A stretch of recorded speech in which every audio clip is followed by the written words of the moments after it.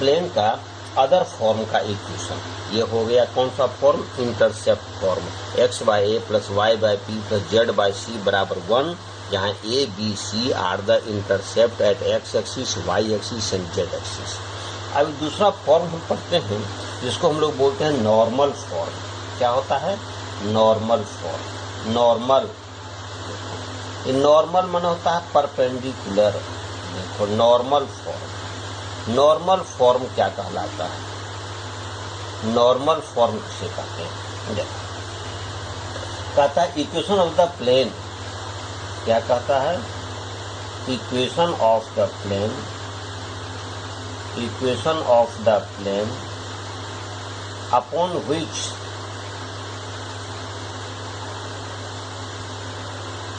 which the length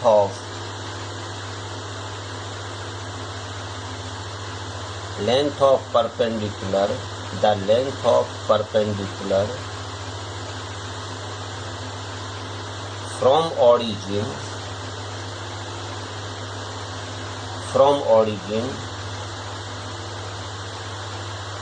is P ये perpendicular length है origin से, and n unit vector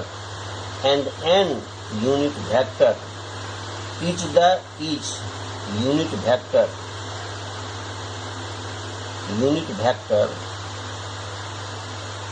in the direction of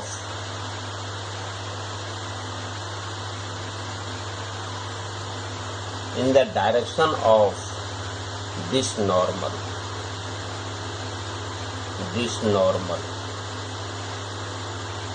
है ना। Is क्या होता है? Vector r is equal to vector r dot n unit vector is equal to p। देखो किस प्रकार से इसको देखो हम काम करते हैं। पहले वेक्टर फॉर्म देख लेते हैं, तब देखेंगे हम कार्टेशियन फॉर्म। देखिए ये आपका कोऑर्डिनेट सिस्टम है। क्या है? कोऑर्डिनेट सिस्टम है। मान लें x एक्सिस, y एक्सिस और z एक्सिस ले लिया।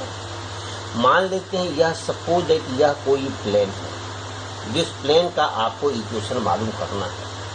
तो कहता है equation of plane upon which length of perpendicular from the origin is p। यह ओरिजिन है, ओरिजिन से इस प्लेन पर डाला गया परपेंडिकुलर मान लेते हैं, यह परपेंडिकुलर लेंथ मान लेते हैं OP। तो OP की जो लंबाई लेफ्ट, OP कितने लेंथ हो जाता है? OP की लंबाई, OP परपेंडिकुलर, इसकी लंबाई मान लेते हैं स्मॉल p। यह स्मॉल p हो गया। इसके यह स्मॉल p लंबाई का है। इसके अलोंग क्या होता है? n यूनिट वेक्टर होता है। क्या होता है? इसके along n unit vector left है ना। OP के अलोंग यूनिट वेक्टर जो होता है वह कितने होते हैं? n unit vector. इसीलिए OP वेक्टर क्या लिखाएगा? OP वेक्टर क्या हो जाएगा? OP इंटू OP का यूनिट वेक्टर यानी P into n unit vector is the OP vector हो गया। हमको ये दो चीज दिया हुआ है, परपेंडिकुलर का डिस्टेंस दिया हुआ है और जो परपेंडिकुलर है उसके अलोंग यूनिट वेक्टर दिया हुआ है। कहता let there is a r any कोई पॉइंट। मान लेते हैं r कोई पॉइंट है ना, जिसका यहाँ से जो पोजीशन वेक्टर दिखेंगे वह क्या हो जाएगा? r। मान ले r पोजीशन वेक्टर। अब देखिए यह r पोजीशन वेक्टर आपको यहाँ से दिया गया है, और r पोजीशन वेक्टर, अब p का पोजीशन वेक्टर आपको मालूम है। तो पी आर को जब हम मिला देते हैं तब पी आर का पोजीशन वेक्टर क्या हो जाएगा? पी आर का पोजीशन वेक्टर क्या होगा? तो देखो position vector of P R का पोजीशन वेक्टर क्या हो जाएगा? दैट इज आर के पोजीशन वेक्टर में से पी का पोजीशन वेक्टर हटा देंगे, यानी कि vector R minus P into क्या? n unit vector. आपको क्या होगा? घट गया पी आर का वेक्टर। अब चूंकि OP is perpendicular, OP is perpendicular to OP क्या है? Perpendicular to PR। OP और PR क्या है? आपस में परपेंडिकुलर है, होगा ना। जब ये प्लेन में परपेंडिकुलर है तो प्लेन के हर एक लाइन पर परपेंडिकुलर होगा। जैसा कि प्लेन के डिफिनेशन में भी दिया गया है। तब क्या हो जाएगा, इसीलिए हो जाएगा क्या, आपको ओपी वेक्टर अर्थात हो जाएगा OP vector dot P R vector, जब दोनों पी आर वेक्टर यह दोनों का प्रोडक्ट और डॉट प्रोडक्ट क्या हो जाएगा 0, यानी पी आर वेक्टर क्या हो जाएगा R vector minus P N vector minus P है ना एन यूनिट वेक्टर है ना डॉट ओपी मतलब क्या होता है पी इंटू क्या N unit vector, P into N unit vector is equal to 0।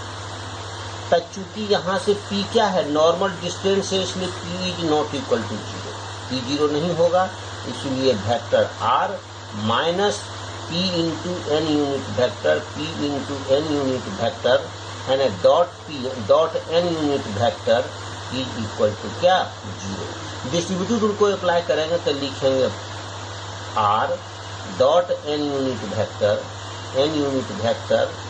है ना माइनस एन यूनिट वेक्टर को एन वेक्टर से मल्टीप्लाई करेंगे क्या हो जाएगा p मेरा केवल बचेगा दिस इक्वल टू 0, इसीलिए मेरा वैल्यू हो जाएगा vector r dot N unit vector is equal to p।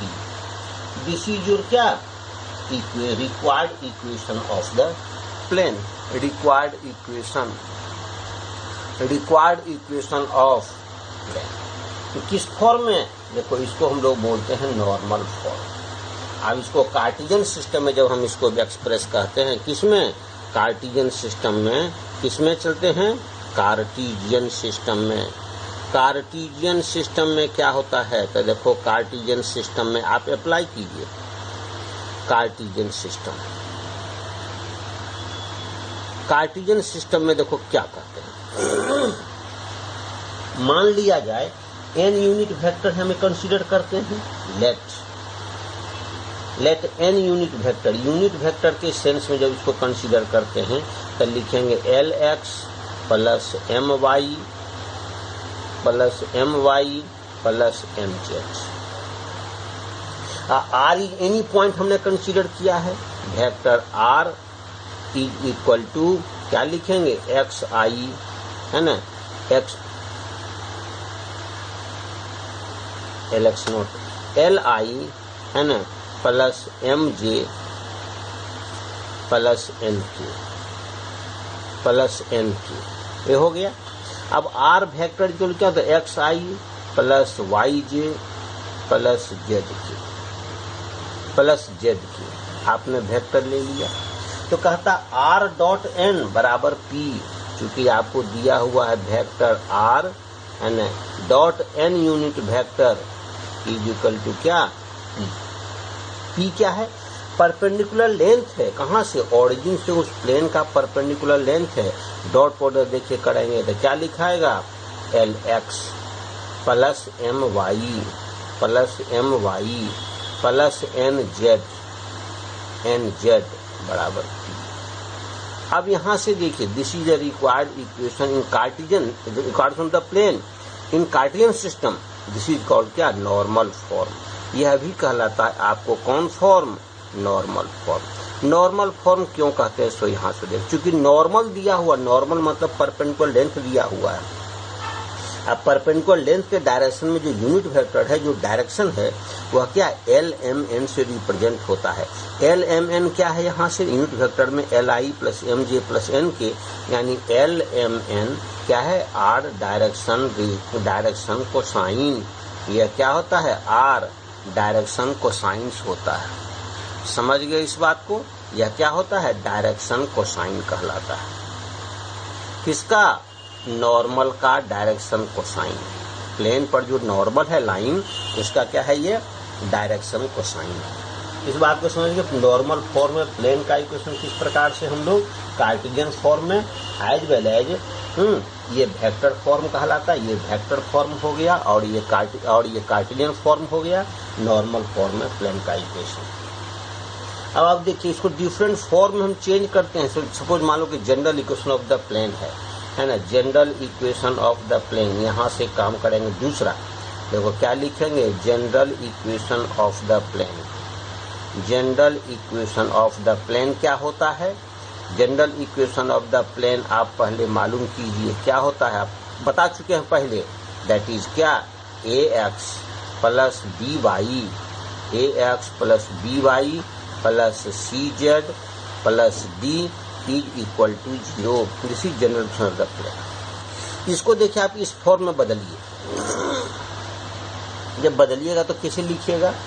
A X है ना plus B Y, A X plus B Y plus C Z बराबर माइनस डी, बराबर माइनस डी। इसको क्या कीजिए, दोनों साइड डिवाइड कीजिए। A X by under root A square plus B square plus C square से डिवाइड कर दिया, प्लस बी वाई बाय है ना under root A square plus B square plus C square से आप डिवाइड कर दीजिए, plus C Z bye under root A square plus B square है ना प्लस सी स्क्वायर से डिवाइड कर दिया, is equal to minus D by under root A square plus B square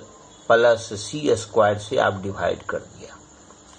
देखिए इतना को आप कंपेयर कीजिए है ना, L X plus M Y plus N Z बराबर पी से कंपेयर कीजिए।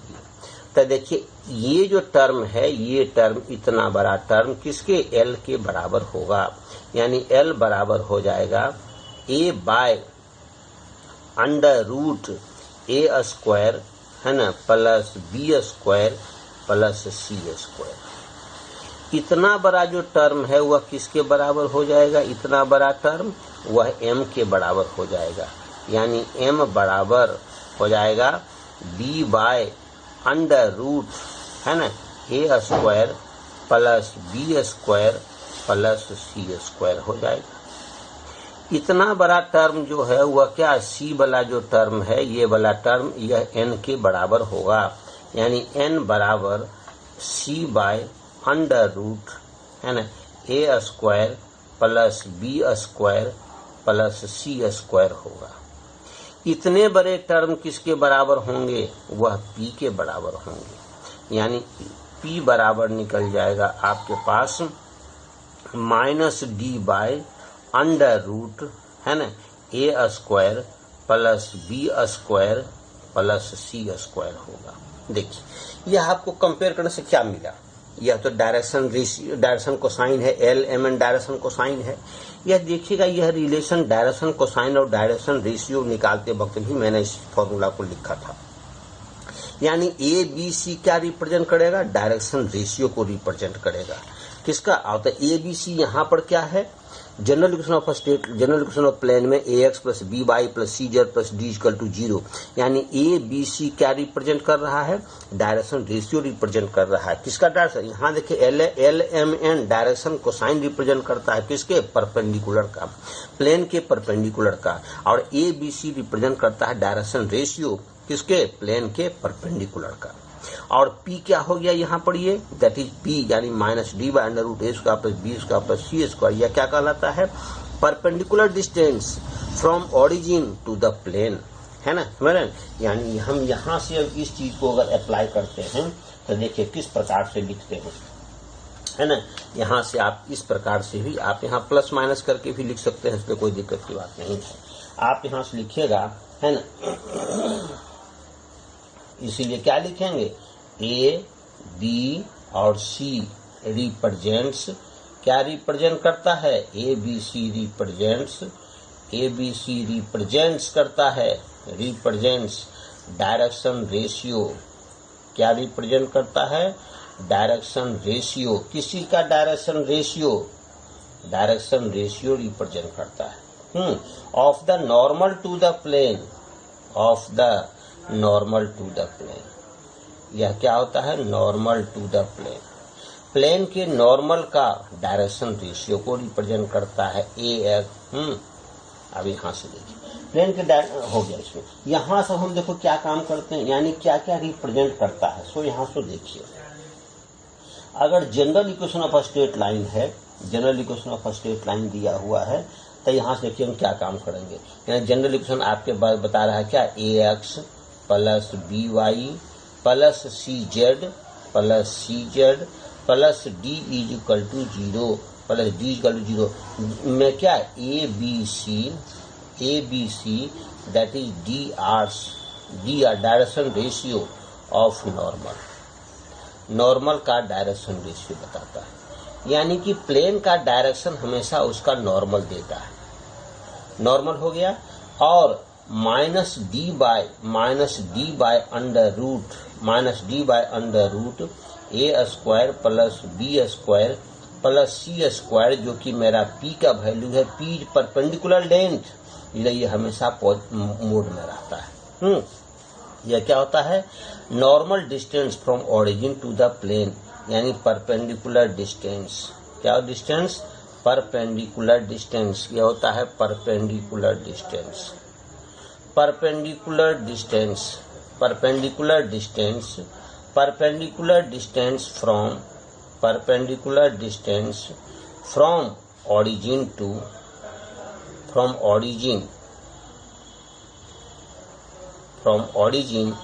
The plane.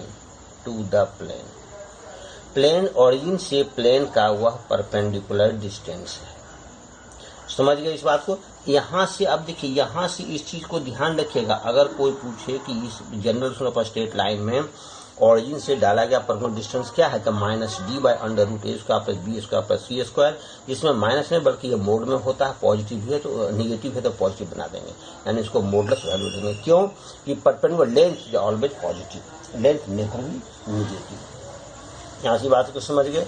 यानी कि ABC हमेशा क्या डायरेक्शन देता है, किसका, नॉर्मल का डायरेक्शन देता है, प्लेन के नॉर्मल का डायरेक्शन देता है।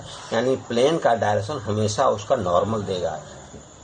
That is the direction of the plane. यहां से ध्यान रखिएगा, the direction of the plane है ना, क्या होता है, द डायरेक्शन ऑफ प्लेन है ना, इज गिवन बाय इसके द्वारा दिया जाता है, is given by it's normal, इसके नॉर्मल के द्वारा प्लेन का डायरेक्शन दिया जाता है।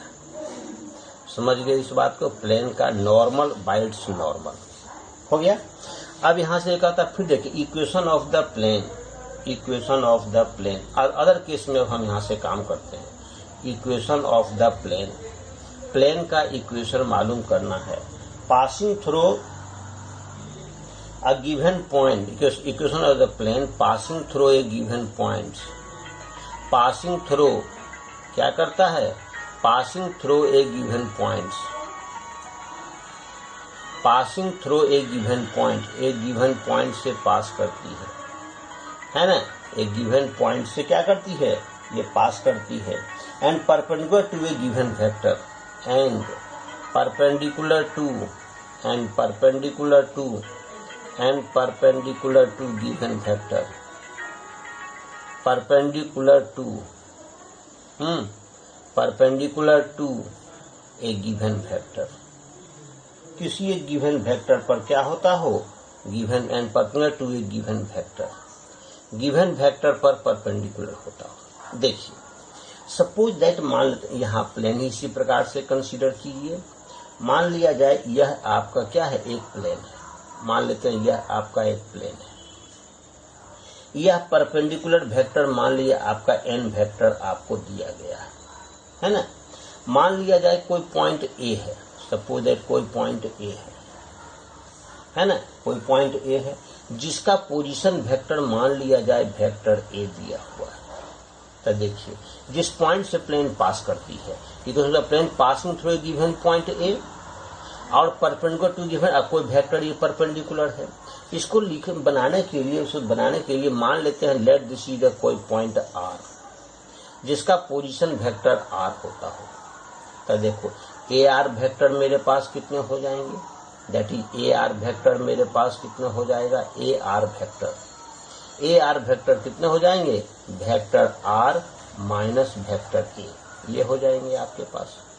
अब चूंकि ये लाइन इसका प्लेन में है, ऑलरेडी ये वेक्टर और ए आर आपस में क्या होंगे, परपेंडिकुलर होंगे, यानी ए आर इज ऑलवेज, यानी कि कह सकते हैं क्या, ए आर है ना, वेक्टर ए आर है ना, dot N unit vector dot N vector is equal to क्या, 0।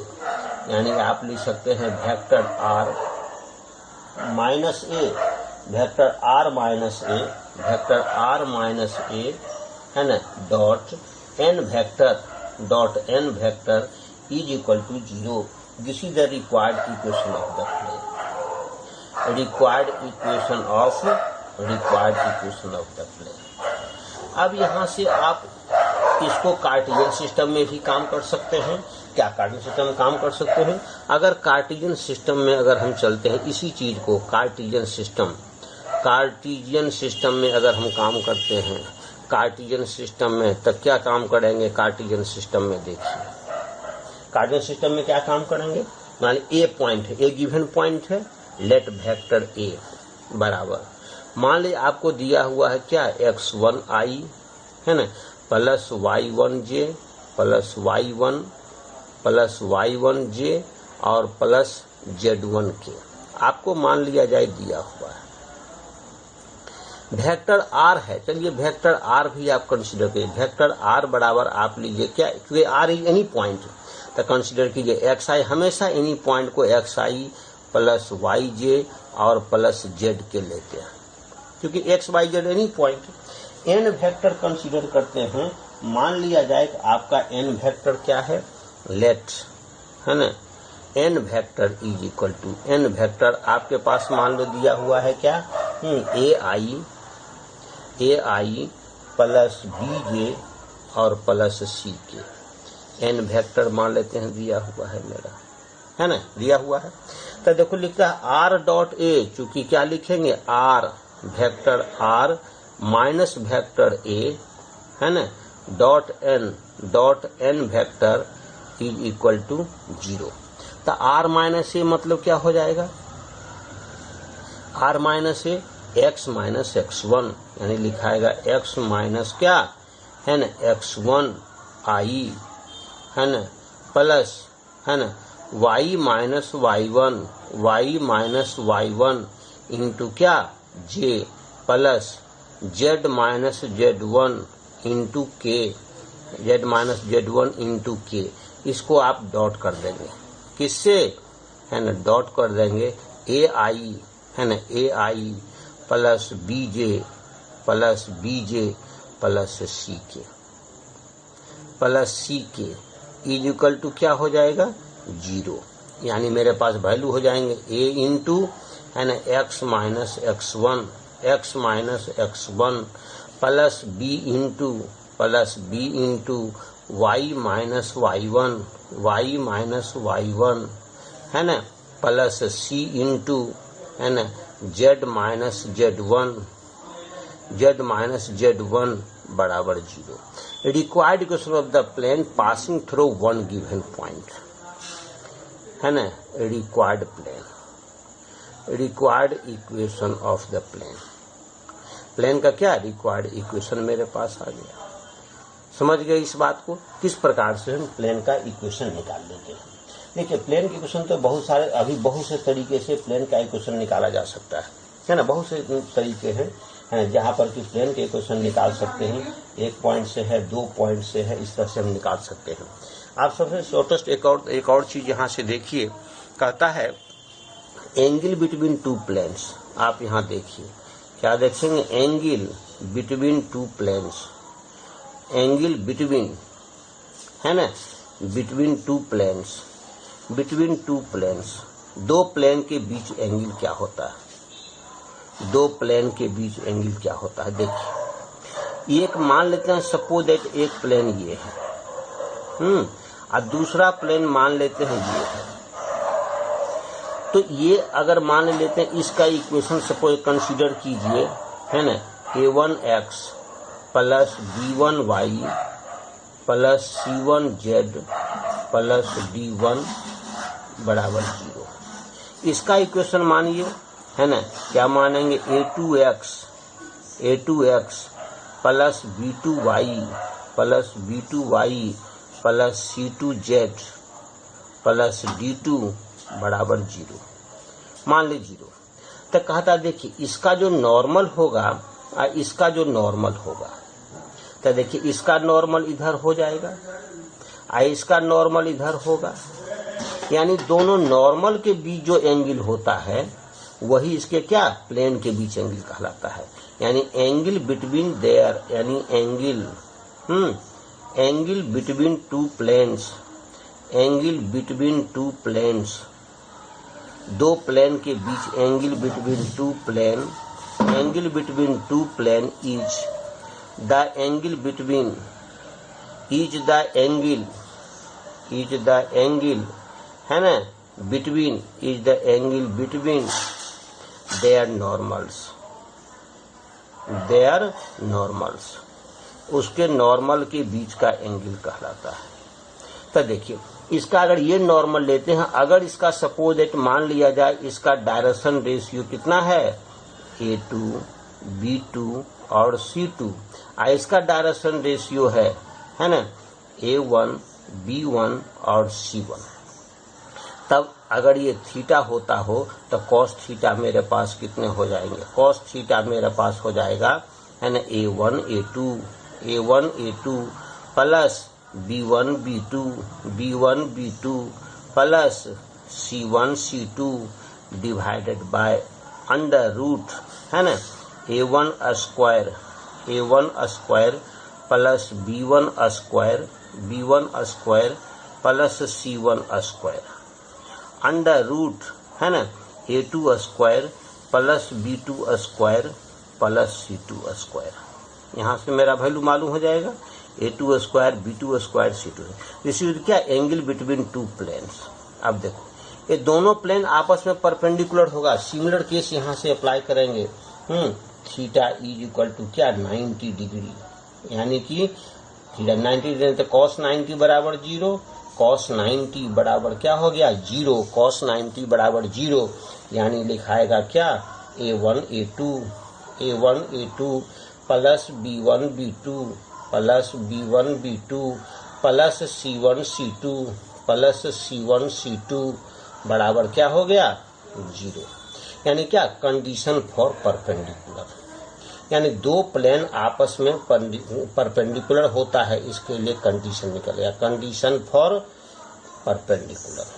अब देखो दो प्लेन पैरेलल है ना, टू प्लेन्स आर पैरेलल, दो प्लेन आपस में क्या है, पैरेलल है, टू प्लेन्स आर पैरेलल, दोनों प्लेन पैरेलल है, मतलब क्या, दोनों का नॉर्मल पैरेलल है, यानी देयरफॉर क्या होता है, दोनों के नॉर्मल का डायरेक्शन रेशियो समान होगा या समान रेशियो में होगा, A1 बाय A2, है ना, B1 बाय क्या B2, B1 बाय B2 या C1 बाय C2। या क्या होगा, दो प्लेन या तो परपेंडिकुलर है तो इसी अवस्था में, अगर ऐसे अगर चलेंगे वेक्टर फॉर्म में अगर हम काम करते हैं तो देखिए, है ना, सपोज दैट मान लेते हैं वेक्टर फॉर्म में r.n1 बराबर vector r dot vector n1 बराबर अगर मान लेते हैं, चलिए D1, दूसरा वेक्टर लेते हैं r डॉट, है ना, n2, r डॉट n2 बराबर अगर लेते हैं सपोज दैट मान लिया जाए वेक्टर क्या D2, तो देखो इतना n1 n2 क्या है, नॉर्मल है, तो cos थीटा मेरे पास कितने हो जाएंगे, cos थीटा मेरा हो जाएगा, है ना, n1 vector n1 dot vector n1 vector dot n2 divided by modulus of n1 into modulus of n2। यह मेरे पास क्या हो जाएंगे, ये वेक्टर फॉर्म में cos थीटा हो जाएगा। सिमिलर केस में यहाँ से n1 मेरा यहाँ से क्या, n1 मतलब क्या, नॉर्मल का हो गया वेक्टर, नॉर्मल का वेक्टर यहाँ से निकल गया, मेरे पास कितने होंगे, इस प्रकार से आप इसको आप कैलकुलेट